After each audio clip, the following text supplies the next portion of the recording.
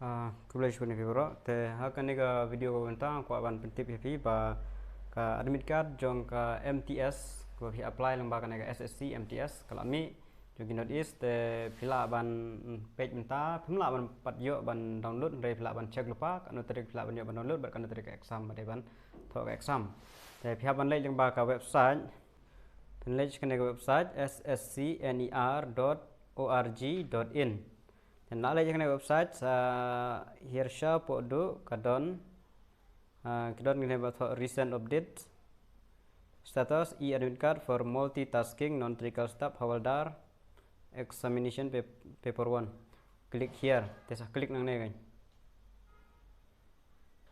la klik nang tu te kadon ke option pi registration ID date of birth pi kan mau registration ID pendap ada date of birth labannya ane pikan mau roll number date of birth pilaban yo ada pikan mau kita pilaban thok tengah kerteng jo pi ber date of birth te pilaban yo yu number mat yu bro pilaban yo te ngan klik mentang ngan pendap registration number pada date of birth pendap pian pendap jong lade pilaban kan mau kan no pilaban login biang ada pikan mau 6 Saya klik to know the status and admit card. Pihaban klik.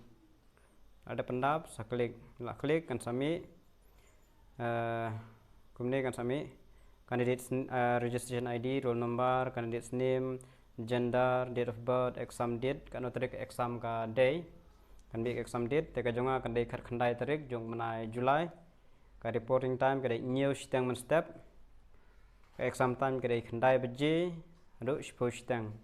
Shillong pada tu ka DHA tekin sa ai hapok ka admit card dek sa tho ka tang jok sentar tang nel tho download your e-admit card from 14/7/22 na do khat sau tarik revenue 4 la ban download menta mut ba do khasau tarik revenue ala ban download ya ka admit card te phiru ki ba apply ya ka MTS pila ban check chua lupa menta te la pe ya ka tarik na do kan tarik pila ban download marwa katrik exam kan dela kajong te yo ba hiyo kham koloi bat yo kham slam te bisa check lupa ban sakan mau katrik ban download ya ka admit card kajong fi tangine ki jing pendep kuliah